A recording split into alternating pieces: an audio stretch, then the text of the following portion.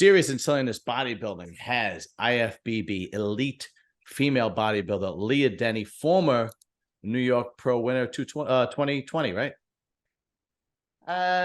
What is it now? Hold on. There's a 2020 or 2021? 2021. Okay, right. You won, right? Because Donna won in 2022, and Yes. then the Russian girl Natalia just won it. Okay, right. Yeah. So that's a big that's a big show on your resume.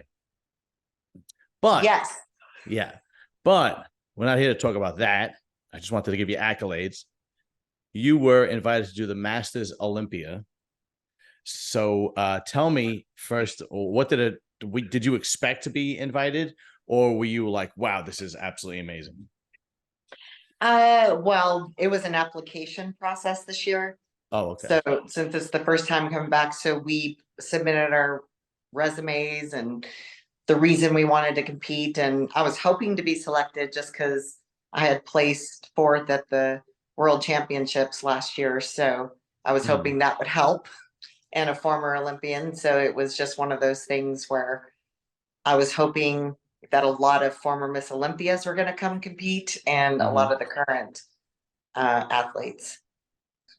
So were you excited when they actually gave you, I don't know if they email you or how do they do it to let you know that you're invited?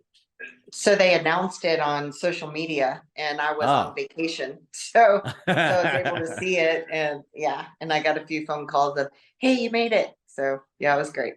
All right, good. I wish I would have been. Some people had super cool videos of them watching, but yeah, I'm not cool enough for that. If you're on vacation, then that trumps everything. Believe me. Yeah. So you have about three weeks or a little less than 3 weeks before. Yep. Tell me about your prep and how it's been. I mean, I know you've done this many times before, but tell me, because you look really lean and really muscular. So it looks like you're putting in a lot of work. So tell me what your prep has been like. So I have a new coach, Gina, and we started Gina who? Cavalera. Okay, good. So she and I met actually at New York Pro 2022. We kind of ran in some similar circles, and we just started talking, and I liked what she does with her athletes, and it was one of those things, just friendship started, and I needed a coach that was going to be a little more hands-on to make sure that I would check in and do everything, just because things get busy. So we were a great fit, and she took me to Rising Phoenix last year. And so that was our first show together. And it was the first time that I had a real carb up my entire career. Really? I was like, are you sure I can eat all this food? But yeah, it was literally just another sandwich, another this, another that. And so that was when you came in fourth, right? Yes. Okay. All right. So sorry, continue. Yeah. So I'm usually the person that over cardios because it takes a lot to lean out. But at the same time, I hold muscle really well. And it was, so she's still playing with it. We're just trying to get the last little bit off right now. But I think what's different is just someone that listens and recognizes when maybe I'm at a sticking point and not responding. So she changes something. So yeah, she's really attentive, and I think that's made a big difference. And when somebody listens and asks you a lot of questions, then you can't really hide anything. So she's been on it. Now, who was your trainer before Gina? Because I know you kind of bounced around a little bit. Hyacinth Nasir, I used him for Atlanta Pro. Okay. All right. And then good. And just hired him to check it out for the first time. And it was a fine prep. It's just towards the end, there's a lot of expectations and such. So I think me moving on was probably just a good thing. No, listen, you have to do what's right for you always, especially in this industry. A lot of people don't realize how inundated coaches are, because they want to make money and that's their living. So sometimes it takes away from athletes. But though you were with Palumbo, right, when you won the New Yeah. York Pro? Yes, and then also into Rising Phoenix and Olympia. Oh, really? Okay. And how come you guys separated? Because you did really good with him. I did. I just wanted to try more. So we were keto, we were doing a lot of cardio and such, and I Yeah. just wanted to try something different. So Okay. that's when I went over to Nasir, and it was just more to, it's never because a coach does anything good, Right. bad, or it's just literally you testing to see what's the good fit for you. Yeah. And Dave was a great fit for me, and I just tried something else, Right. Well, you look fantastic now. So whatever you're doing seems to be working. So Thank you. me through. You're very welcome. Take me through your workouts. Have you been, because this one is such a big show, because if you win this, you actually get an opportunity to do the Olympia. You get qualified to do the Olympia. Take me through your workouts. Have you been doing anything different? Have you been hitting it extra hard? Have you been going to the point of failure, passing out, throwing up, because this is such a big stage? I wouldn't treat this any different than any other competition prep, and just to be honest. And so with Gina, she writes my workouts, and that was different for me. So when you asked what was different, she has a different way of working out than maybe I would. And when she writes the rep ranges and intensity levels, things like that, I've been doing it so many years that maybe you don't push yourself the same way.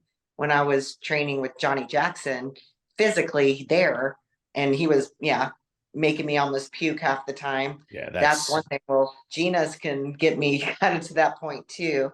But as we get closer and the goal is leaning out, then the intensity is a little different. But I try to go as hard as I can all the time until I can't go anymore. Yeah. First of all, you don't even have to say going till you puke. You just say Johnny Jackson, and it's a given that you're either going to pass out or puke. Yeah. Yeah. And it's funny because he would put certain weights on and I'd be like, come on, you have no respect for me. Get those up. And then I was like, okay, never mind. Yeah. Yeah, he is that, even still into his retirement. If you still watch his clips now of him working out, he's still, it's almost like he doesn't have a retirement mode when it comes to the gym. It's still this, he's still training the same way, like a nut job, Yeah. And super great guy. I've had him on several times. Really, really great guy, and fantastic bodybuilder. But we'll get back to you. So what kind of workouts has she been giving you? Has she been giving you anything specific? Has she been wanting you to work on a specific body part? So I guess when we started together, I had a injury on my arm. And so my biceps a little short here, and it actually stems from shoulder injury. And then this side, for probably 3 months of our prep, was completely numb, and I'm left-handed. Wow, really? Hand was numb, so I was going to physical therapy. So we were, needing to work around some things, and I was supposed to have carpal tunnel surgery, some other things, and some injections in my spine. And I was like, no, I don't want it. Partial labral tear. So that was back from college. So everything I did was just, Gina, how do we train around it until I can grip things, till I can pull properly. So this prep, I actually don't have the pain that I've been dealing with for so many years, and my fingers are not numb anymore. So that's good. That's good. Yeah, really.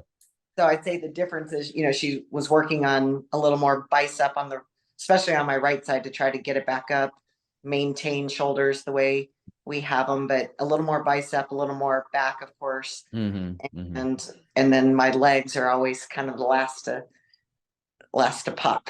So yeah, I mean, well, that's a norm, especially for women. That's a norm, because that's where you hold most of the water and fat for women, your legs, your butt. But I mean, at this point, you've been doing it so long, you already know what it takes to make your legs pop and your glutes come out and your hamstrings and so on and so forth. So I wouldn't say that at this point in your career, anything is kind of like something you have to work on. it's more about, to you, it's point about how do I get to from point A to point Z, but in a just get to point Z better than last time, if that makes sense. I want to be a better version of point Z than last time. Right. And that's my take on it, especially when you've been in the game for so long. It's like, I know what we got to do here. I just want to do it better. You know, where there are bodybuilders where it's like, you know, there are certain things that, you know, they're missing, they're flawed. It's like, all right, I kind of have to work on this and grow this. And they take long periods of off seasons to actually grow it. And, you know, kudos to them, because in the industry of bodybuilding, if you take some time off, you're forgotten about within 6 months. I mean, it's like, you know, nobody was even talking about Regan Grimes for the last year. Then all of a sudden he pops up on social media, you know, and it's like, oh, okay, there he is. You know, forgot about him. You know? Yeah. Yeah, absolutely. Yeah, I would say I'm probably the person that they're like, who's that girl? You know, why does she keep showing up? But yeah, I'd rather be the person that they're just like, huh, she seems familiar. But yeah, you know. yeah, you want to kind of lay low. I get it. Because it's a lot of pressure. I mean, think about what, you know, I'm sure Andrea, but I've interviewed Andrea Shaw. She seems to take it all in stride, but the pressure that Andrea Shaw is in, even that girl, a lot of people are talking about that girl, Natalia from Russia. You know, I understand why you want to take a more subtle, don't look at me approach, because I have enough things on my plate to worry about. You know, I get it. And a lot of bodybuilders, like I said this to, I think I was talking to Donna about this. Carlos Thomas Jr. does no social media when he's prepping for a show. I mean, for weeks. Last year after the Olympia, Hunter Labrada shut off his social media for 2 weeks. He did not want to hear from anybody because it's enough stress as it is. So it is, especially now with social media, you know, it is a factor you have to play in. And if that's the card you're going to play, then kudos to you, because a lot of people are addicted to attention. So if somebody like you is like, no, don't want it because I got business to handle, then to me that says something about your character, because you know and I know that the girls in the gym that work out right after the workout, they can't wait to put the butt pics on Instagram and get the likes and the clicks and the whole thing, right? It's funny because I think the more I post, I used to do workout videos when I had a boyfriend filming me in there doing it, but I was like, I'm not ever going to put something on a tripod. When my daughter works out, she'll film something. So I'm like, I probably should put something on there to check in, because I do think I have a lot of people that go, you're inspiring, you motivate me. You get the people that try to give you the whole, oh, for a woman your age with 3 kids and blah, blah, blah. You're like, okay, whatever. You know, to me, it's just I do bodybuilding for me, and I like to compete, but then I also like to share with people because, you know, I get messages all the time, or people have stopped me going, hey, I follow you.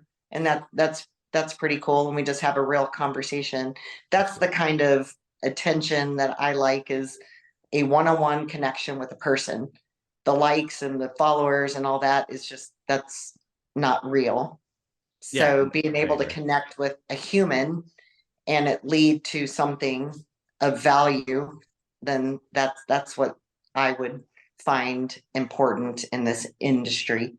So yeah, no, I agree, because you know, whether you're a YouTuber like myself or you're an actual athlete, and more especially the athletes, if it wasn't for the fans, you'd have nothing. There'd be nothing. You know, it's the fans that drive everything, drive your social media, drive your you know, coming to buy tickets to watch you you know, compete, you know, so on and so forth. So you always, and I always said this to myself, if and when I ever become a big bodybuilding podcaster, I'm always going to be super nice to people. You know, I'm never going to take that page out of the book of, you know, somebody who got it easily and takes advantage of it, because we didn't get it easily, you know. And you have to appreciate those people that you know, want to talk to you and are, you know, follow your content or whatever the case may be, because that's the driving force. The people are the driving force, and the athletes or the YouTubers that tend to forget that, I feel bad for them. I really do. You know, Good. like for example, like somebody messaged me last week, and he's a pro bodybuilder, but he just turned pro. And he's a former Green Beret, and he said, I would love to come on your show. And once he told me he was a former Green Beret, I said, his name is Zach, actually. Zach, I forgot his last name. I don't know. He's actually doing one with me right after you. I said, I'll do anything for the armed forces. You got it. What show you want to come on? You know? And I do the show Anabolic Academy. So he's coming on. We're going to do a short interview and talk about, take questions from people from social media. That's great. And I think there's a lot to be said for people like that, and people like yourself that takes time out to actually speak to people. And I saw it firsthand. I was at the 2022 New York Pro. You were there, and I saw it firsthand. You speaking to fans and people that follow your content and so on and so forth, and they seem grateful, but there are athletes who fully take advantage of it, and it's kind of puts a bad taste in your mouth. I mean, Oh, for sure. Okay, so now my next question is, when you saw the list and you saw your name, you were very excited, but did you go down the list of girls and were like, I'm going to have a problem with that one. That one's going to be tough. No, honestly, no. I did it more like, ooh, who do I know? This is going to be great. Oh, and I was hoping to be like, I hope Iris Kyle's on there. And I was like, she didn't apply, but she didn't. Oh man. Well, I don't know. I was hoping to see former Miss Olympias on there, because in my brain it was like, oh, can you imagine how phenomenal that would be? So that was, not to take anything from all the athletes that are on there, but I was like, that would be really cool to stand on with a legend, at Masters Olympia. So to me, I was just like, yay, I see Donna, yay, I see Rashana and Vera and Jay. And I've never competed with Jay Fuchs before. So that's kind of cool. So seeing some different people, and then there were some others, I probably should follow more, but I like the surprise of, here's check-ins. I meet everybody. I don't have any preconceived notions, because if you compare yourself to anyone or start looking at them, and you'll just get in your own head and mess with yourself, and there's no reason for that. Yeah, that's the biggest difference between guys and girls. I mean, guys keep it cordial when you're a competitive athlete. Guys keep it cordial, they keep it civil, but in the back of their head, they're going, I'm here to fucking kill, right? And matter of fact, when you go backstage at a pre-judging at any show, all the guys are real quiet. They're kind of in their own zone. They're really not socializing, maybe a little bit. And the girls, they're talking and hanging out and bullshitting. They're having the time of their life. There's a few that don't. Yeah. Oh, really? Really? Oh, okay. Yeah, my first bodybuilding show, it was like crickets. I was like, I'm in the crowd. This is great. Doesn't Donna make for every show, doesn't she like bake like cupcakes or cookies for everybody or something like that? Well, I guess this will be my first time getting them from her. Yeah. Oh, you never competed with her? She must have done Rising last year, right? I don't know. No. Yeah. 2022, she won the New York Pro and right, she went in Olympia, but I didn't do Olympia. So I don't think we've been on stage together. Yeah, I don't know how she's gonna get those baked goods to Romania on the plane. Well, I will rent her a kitchen if that's what it takes. But, no, usually when we travel with treats, we freeze things and stick them in Tupperware and ship them off. Or one of my friends, Ty, she would always go have her husband take her to the bakery, and they would buy just shitloads of everything. That's got to be so nice. I mean, I have a great wife, but she's not into, working out, but that's got to be so nice when you have a partner and when you're an athlete and you have a husband or a wife that is like just 100% on your side. You know what I mean? Like, I'm doing the show. We have to go buy, donuts and cupcakes and stuff for the girls backstage. All right, let's go. Yeah. And you go and that's just, to me, that symbolizes a really nice marriage, nice relationship, Yeah. I've had the fake ones. I've had the fake Oh, ones that act like they're supporting you, but then they're like, nah. oh, yeah. Listen. I always say this. There is a direct correlation. I think I told you this last time.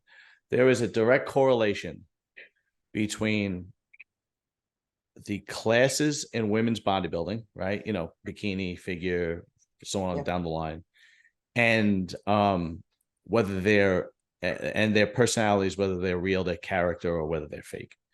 So at the top, the most down to earth, real, best character, in my opinion, is always women's bodybuilding. And then you get to women's physique, it's still pretty good.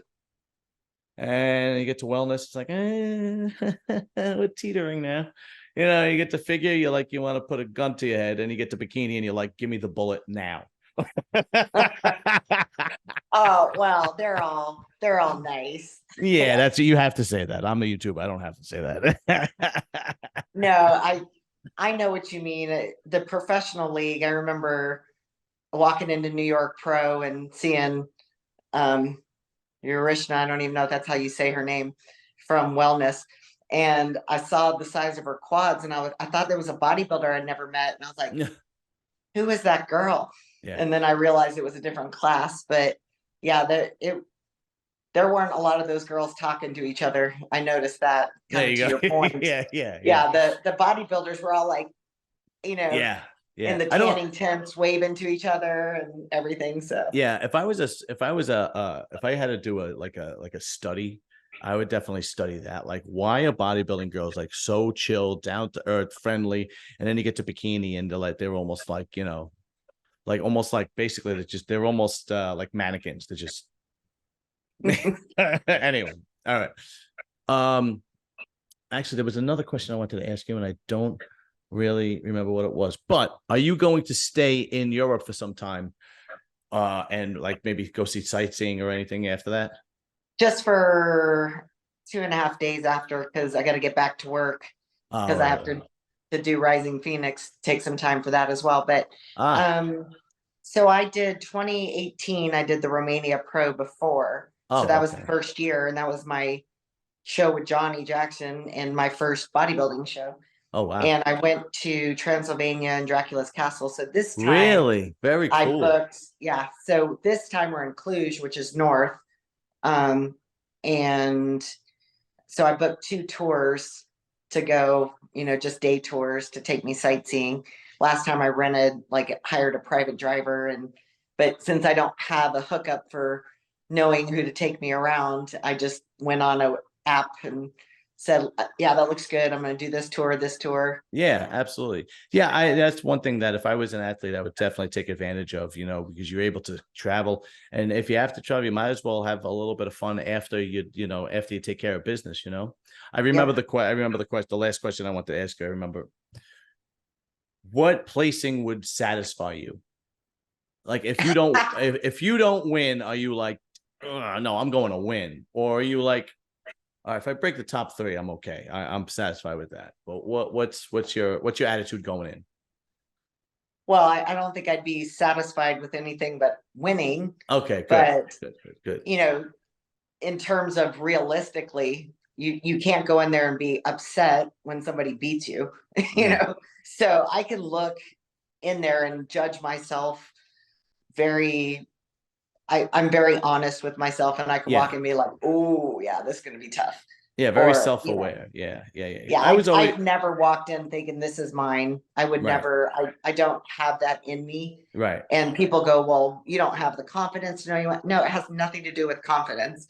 It's literally that I am not arrogant in the sense, or I do not fancy myself the person that should just walk on stage and win because of XYZ. To Yeah, me, it's like I'm going there to work, to be seen, and to showcase all this effort I put in, but I can't control all those other people's effort, right. or if I turn at the wrong time and something drops and my butt falls, or that's just the day, and Yeah, and you can't be disappointed. What would disappoint me is if I did something stupid and ended up, first or last. If I go there and I did everything I could control and I presented myself and didn't trip or pig out on a high right before, then, you know, Right. I feel like I've satisfied my, you know, the expectations, and I'll be happy. Yeah, But I think you're gonna do yeah, absolutely fantastic because you really look like you put some time of work and you look really lean and muscular, and you still have 3 weeks to go. So I think you're gonna do tremendous at this show. I was always like on a very small scale. My edit when I didn't compete, you know, I only competed a handful of times. If the guy deserved to beat me, if I look at the guy and I was like, all right, I can't beat him, and he wins, I'm fine. But if there were times where it's like, that guy shouldn't have beat me, that would yeah, bother me more than anything else. It's like, really, yeah, you picked him, yeah, really? But you know, there've been times I've been backstage, like, you know, prejudging, and I was like, ah, shit, I can't fucking beat that guy. yeah. Well, you know, I will tell you honestly, I'm always surprised. Like you're waiting to hear your name in that top call out, and you're just going, please call my name, please call my name. But I would never say, I've watched some people just literally go like, when they Yeah. didn't get that call out because they had the expectation. You know, my expectation for myself is to make the first call out. Mm-hmm. You know, that's my goal. And then from there, work my way into center. Yeah. We'll battle it But out then. Yes. that's my goal, is to not be overlooked, to present myself in a way that I get that first call out, and then to hold my ground and move myself to center. I mean, Right. that's my goal. Okay. And, you know, and the conditioning and the effort that you put in gives you the time on stage that you need to hold your position or work into a better one. Because I've watched people fade, I've watched people get worse. You know, I get crisper the longer I stay there. So I want to Mm, be battling. So that's great. Okay, good. I have no doubt. I think you're gonna do fantastic because you know, you and I have basically been friends now, because you were nice enough to come on my old channel when it was a variety channel, and you were one of the. I think you were the third female body. Yeah, I think it was Rita, then Donna, then you. You were the third. You were the third girl in a short period of time, within like, you know, like 6 weeks ahead, and you were the third. So, you know, I always have tremendous respect for you. I consider you a friend at this point, you know, because we keep in touch via social media and whatnot. So I have all the respect and love for you in the world, and I have no doubt that you were going to do fantastic in Romania. And after Romania, you got to come back and we'll talk about the actual experience of being on the Masters Olympia stage. absolutely. And you tell me what you want me to see when I'm out there. If there's anything that you want me to take pictures of for you, Oh yeah, yeah, yeah, yeah. We gotta and let me know what the you gotta let me know what the tours. You know, you gotta let me know what the tours are of, because then I would definitely let you know. Absolutely. I've never yet to been to Europe yet, and I should, because you know my family's from Italy. I'm like, so sooner or later I really should get my ass there. yeah, you should, because Yeah, I was gonna fly over to Rome when I was there, but I mm, just couldn't make it work with the timing. And I was like, yeah. you know, I have to be there so early because of the distance of the flight, Hmm. that I couldn't put a lot of days on the back end because I needed to take the extra days to get there early. Where So is the Rising Phoenix going to be? Listen to me.